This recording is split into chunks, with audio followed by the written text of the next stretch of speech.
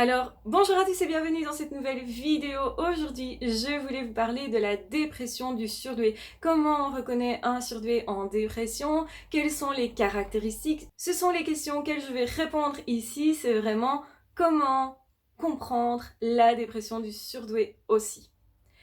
Alors, donc, la dépression du surdoué, elle vient généralement après une perte de sens et une recherche, une quête qui est philosophique. C'est vraiment l'ensemble de la vie qui est revisité et qui est remise en question.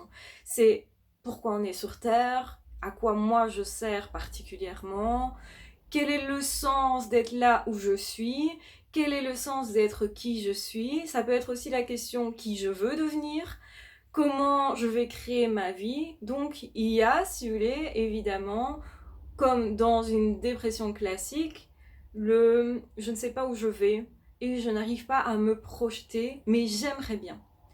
Et cette particularité du surdoué, c'est vraiment que c'est très philosophique, ça remet en question l'ensemble de la vie, l'ensemble du passé, l'ensemble de comment j'ai vécu jusqu'à présent. Cette dépression, elle va être marquée vraiment par un sentiment de solitude qui va s'accentuer. Pourquoi ça? Parce que il y a l'émotion négative, hein, donc dépressive, tristesse, etc., qui est très intense. Attention que dans une dépression, vous n'avez pas que ce type d'émotion. Il peut y avoir des courtes périodes de joie, mais généralement, elles ne prennent pas le dessus. C'est pour ça qu'on dit que vraiment, on est en dépression, donc c'est quelque chose qui va être durable. C'est pas juste une morosité passagère ou juste un questionnement passager. Non, le surdoué, il va se questionner et profondément, et ça va vraiment être une quête qui peut devenir une quête mystique, une ouverture à ce niveau-là. C'est assez régulier qu'après une dépression ou durant la dépression, justement, on retrouve son sens parce qu'on retrouve sens à la vie et aussi au mystère de la vie, donc au mystère de la nature, etc. Donc le surdoué va s'intéresser beaucoup à ces choses-là, à tout ce qui est immatériel aussi. Mais il va se sentir assez seul. Pourquoi? Parce que comme ses émotions sont très intenses, il a du mal déjà à les mettre en mots, à les communiquer et à les montrer, peut les cacher très fortement justement parce qu'elles sont intenses. Donc du mal aussi à trouver quelqu'un qui va le comprendre, qui va le recevoir dans cet émotionnel-là qui est particulièrement déstabilisant pour les autres qui ne sont pas HP. Donc il va se sentir en décalage encore plus du fait de vivre quelque chose de triste et la plupart des personnes vont éviter les personnes dépressives, tristes, etc. Donc il va encore se sentir plus isolé, plus seul, plus différent. Il y a aussi le sentiment de vivre quelque chose de tellement intense et d'en savoir tellement plus que les autres, de se poser les vraies questions de la vie alors que les autres à cet âge-là ne se posent pas de questions. Et donc il y a aussi cette impression d'être vachement en avance pour son âge. Certains vont vivre ça comme s'ils étaient vieux, donc vont mal le vivre, plutôt que de se dire je connais des choses peut-être que les autres ne connaissent pas, donc que je vais pouvoir mettre à profit. Il va se sentir déprimé du fait de se sentir décalé, différent, incompris, et aussi du fait de parfois être moqué ou ne pas être cru parce qu'il vit justement des choses intenses ou parce qu'il aura vécu des choses assez fortes, assez intenses. Donc du coup, il peut aussi douter de lui-même et il peut aussi se demander est-ce que je suis pas en train de me la raconter, est-ce que je suis pas en train de me faire un film, etc. Parce que évidemment son imaginaire est important, donc il peut aussi douter de ça, alors que son imaginaire est une force, son émotionnel est une force, ses connaissances supplémentaires sont des forces, et effectivement le surdoué a tendance à vivre des choses que les autres ne vivent pas à ce moment-là. Donc ça peut être un surdoué qui très jeune va faire une dépression, qui à l'adolescence va remettre beaucoup de choses en question, encore plus que les autres personnes, et on va lui dire mais c'est normal, c'est l'adolescence, ou c'est normal, c'est parce que tu as vécu telle ou telle chose, mais en fait non, c'est vraiment une quête de sens qui est profonde, qui est philosophique. Et c'est pour ça qu'il n'y a pas vraiment beaucoup de thérapeutes qui savent accompagner les HP, les surdoués, les zèbres, parce qu'en fait, il faut comprendre ce côté hyper émotionnel et ce côté recherche du sens de la vie. C'est ça la philosophie, c'est vraiment questionner le sens de la vie, questionner ce qui existe vraiment. Donc le surdoué peut vraiment prendre un certain temps, et quand je dis un certain temps, c'est 1 ou 2 années vraiment intensément pour se questionner sur tout ça. Et à un moment donné, il va trouver des sens. Il ne trouvera pas juste du sens ou un sens. Il n'aura pas juste besoin d'une raison. Donc, la plupart des gens, en trouvant une seule raison de vivre, ça leur suffit. Le surdoué, il a besoin de plusieurs raisons de vivre. Plusieurs raisons qui correspondent en fait à tous les domaines de sa vie. Pourquoi j'irai en relation? Pourquoi je continuerai à être moi? Ou pourquoi justement je vais essayer d'être moi? Parce qu'il y a toujours la peur du rejet, mais en même temps l'envie d'être soi est très forte aussi et caractéristique de la dépression du surdoué. L'étrangeté, parfois la honte de ne pas avoir pu être soi ou la honte d'avoir été rejeté, d'avoir été moqué, critiqué, va impacter aussi la dépression du surdoué. Donc il y a un besoin de lien, un besoin de créativité et il y a surtout un ennui profond avec le besoin de changement. Ça c'est assez caractéristique des surdoués. Quand un surdoué va mal, il va vous dire, ou quand il sent qu'il est un peu plus morose, il va vous dire j'ai besoin de fun, j'ai besoin de joie, j'ai besoin de nouveautés relationnelles, mais ça peut être aussi besoin de voyage, besoin de nouvelles découvertes, etc. qui pour lui en fait sera nouveau. Mais le nouveau doit se renouveler, si vous voulez, pour que le surdoué soit vraiment épanoui. Donc c'est plus compliqué effectivement de sortir d'une dépression parce que l'exigence elle est autre. Mais quand le surdoué sort de sa dépression, généralement il a tellement de sens à sa vie, il a tellement du coup trouvé aussi sa motivation et il est mobilisé profondément pour généralement le restant de ses jours. Ça ne veut pas dire qu'il n'aura pas d'autres dépressions, mais généralement ça va l'aider à rebondir quoi qu'il advienne, quoi qu'il arrive, et il aura trouvé cette capacité de résilience, il aura trouvé ses outils pour vraiment se transporter, se sublimer, changer les choses, il aura connu assez de situations à affronter pour justement savoir comment je dois faire dans la vie de façon générale. Donc ça va lui donner une force inestimable qui, elle aussi, pourrait être jalousée. Beaucoup de personnes vont lui dire arrête de te tracasser, arrête d'être aussi sensible,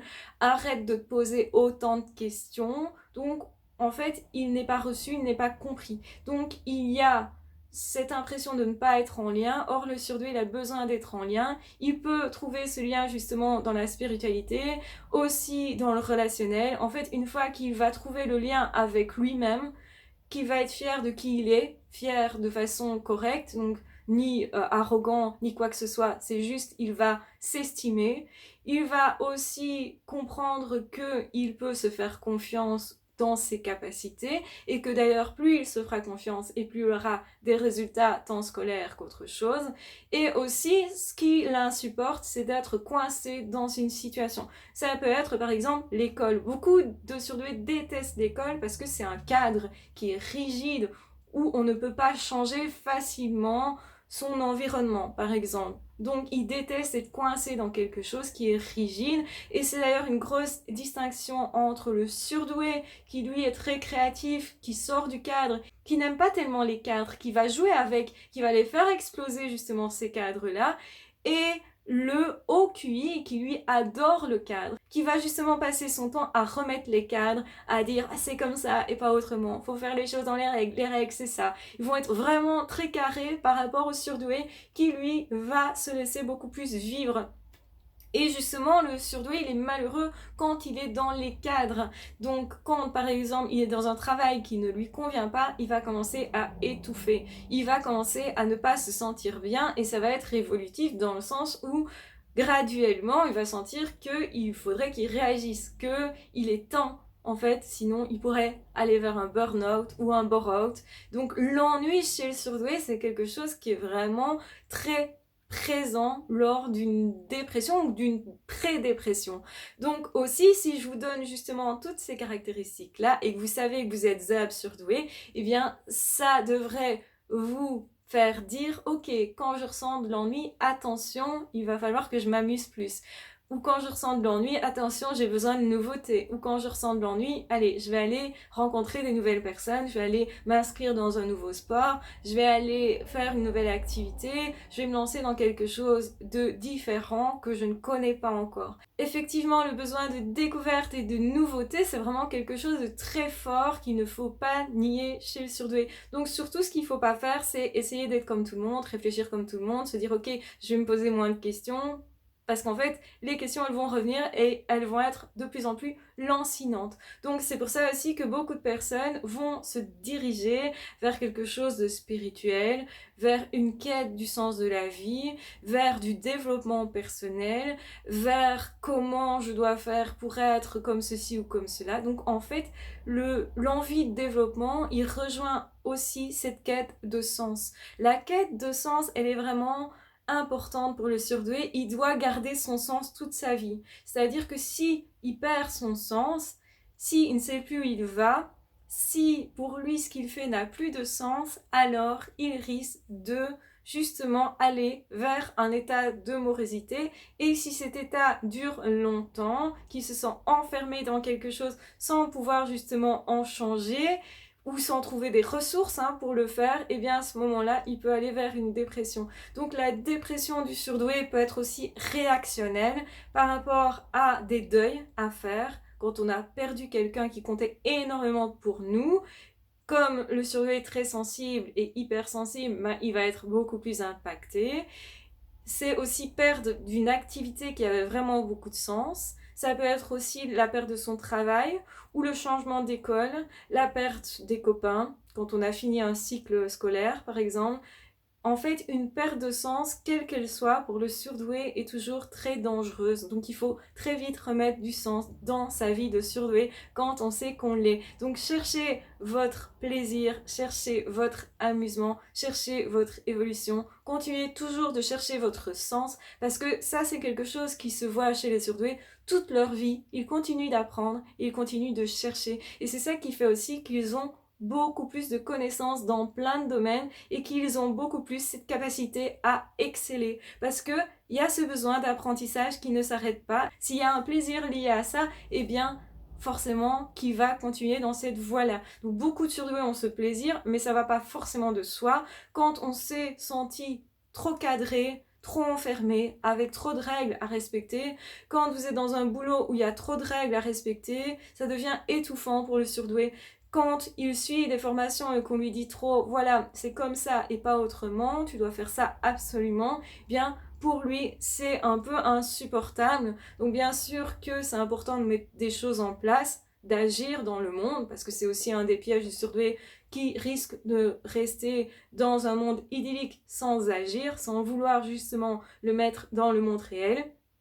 Eh bien, effectivement, il doit savoir que tout ce qui est trop cadrant pour lui va l'étouffer et qu'il recherche de la liberté. Ça, c'est vraiment un besoin fondamental du surdoué. Besoin de liberté, besoin de nouveauté, besoin de découvrir, besoin aussi d'être en lien, de se sentir en lien d'une façon ou d'une autre. Ça peut être en lien avec tous les êtres humains, être en lien avec la nature, être en lien avec quelque chose qui nous aurait créé. C'est vraiment en fonction aussi de nos croyances, être en lien de plein de façons possibles. Ça peut être en lien avec toutes les personnes qui œuvrent dans le même sens qu'eux. Donc ça peut être en lien avec des personnes, par exemple si on est sportif, avec tous les sportifs qui font telle ou telle chose. C'est être en lien avec les personnes qui pensent de la même manière.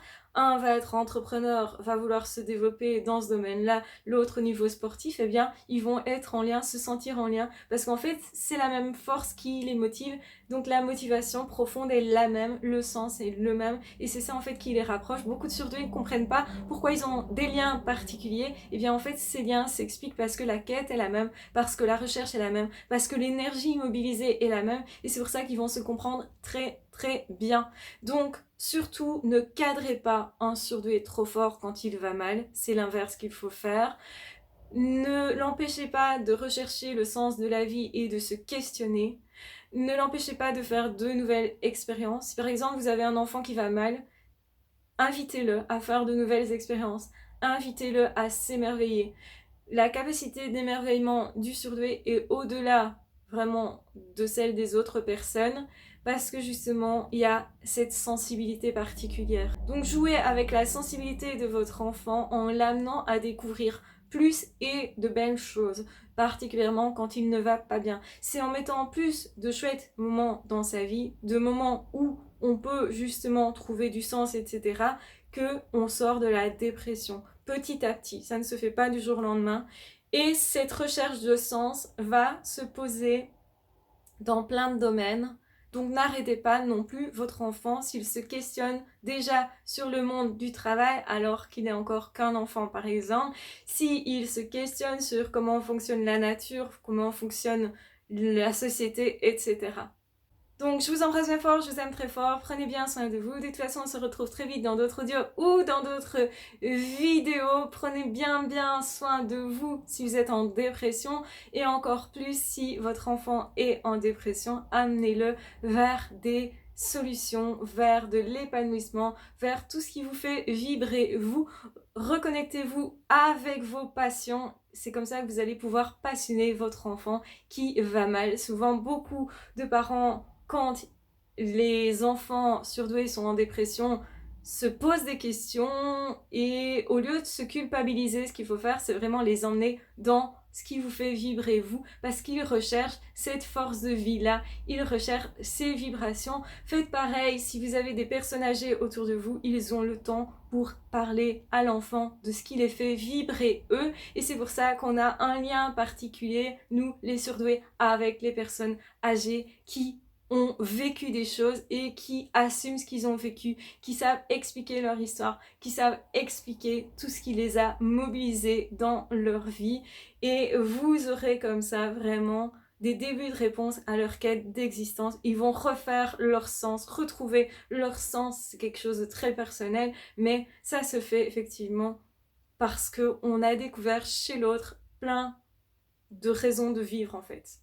Donc voilà, j'espère que cette vidéo vous aura été profitable, vous aura vraiment servi, vous servira aussi de guide. N'hésitez pas à la partager si vous trouvez qu'elle est très utile. N'hésitez pas à vous abonner à la chaîne, à cliquer sur la petite cloche ici en bas de la vidéo pour ne manquer aucune vidéo, aucun contenu. Je vous embrasse bien fort, je vous aime très fort, prenez bien soin de vous. N'hésitez pas à commenter également et on se retrouve très vite dans d'autres vidéos, dans d'autres audios. Ah ciao, bye bye!